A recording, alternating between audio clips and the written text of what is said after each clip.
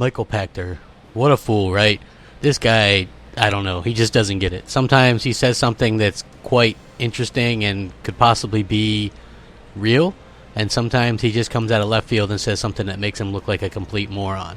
What's up, everybody? Crapgamer here, Crapgamer Reviews, back with another video. Thank you guys for checking it out. Today I am going to talk about Michael Pachter and his latest prediction for a PlayStation 5, which he's predicting to come out in 2019. So, yeah, a couple of weeks ago, Sean Layden confirmed that they are going to work on a PlayStation 5, but it wouldn't be out for some time. Gaming Bolt recently spoke to Michael Pachter and asked him about a successor to the PS4, and Pachter said the PS5 will be backwards compatible with the PS4 Pro, which obviously means it'll be backwards compatible with the base PS4 as well.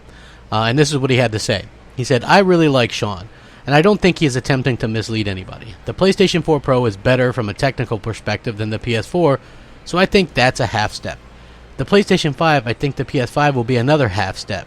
So he is being honest when he said he's not going to do a half step. But the PlayStation 5, how much faster can it be? It will surely support 4K. Will it support 240 frames per second? Great. Will it play the games that were made for the PlayStation 4 Pro? That's the question. I think it will. So I think they will build a console that will be backwards compatible with the PS4 Pro. So I think it'll be perceived by the consumers to be a half step. And I think Sean is telling the truth when he says it'll be a full-fledged console. He also believes that the PS5 will launch in a market that is much more receptive to 4K content than it currently is, giving Sony an edge. He said, "My expectations that it is not coming out in 2018, that it is a 2019 or 2020, but probably 2019.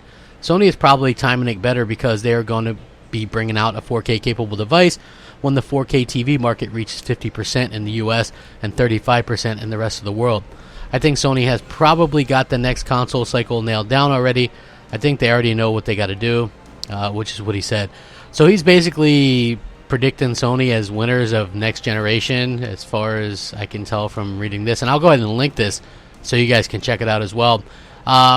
The thing that I would disagree with, aside from, I think the 240 frames per second thing is obviously hyperbole. He's just being facetious right there. But at the same time, I think that a half step, is basically what they're talking about. And a half step wouldn't put them really much further ahead of the Xbox One X, which would mean with the optimization and the way that Microsoft has been working things with the X, they wouldn't really need to have to rush out the next Xbox, but Microsoft would be in the better position to come out with something, say, a year after. So think about this.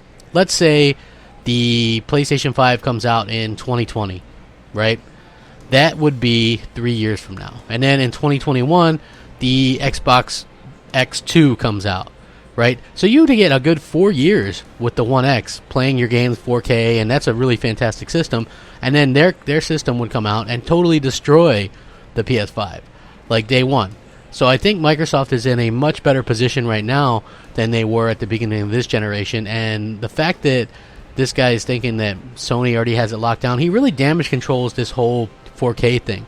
4K is something that everybody's getting into. You can't really buy a 720p TV. It's getting harder and harder to find 1080p TVs. 4K is the thing that people are going and buying at a much quicker rate than they bought standard def to high def, and that's just the facts. And so I think that he's a little bit wrong with some of the stuff. I think 2020 probably we'll see a PS5, but I don't think that they've got anything locked up, and I think Microsoft being ahead of the curve helps them a lot more than hurts them. People are going to look at that as sort of a future-proof situation. So I'm very curious to hear what you guys think, though. I really enjoy all the like and support and the feedbacks and stuff like that. If you guys want to hit that like and subscribe button, I would appreciate it. It helps out the channel tremendously, and it would mean a lot to me personally. Thanks for watching. Rack 'em up. Crapgamer out.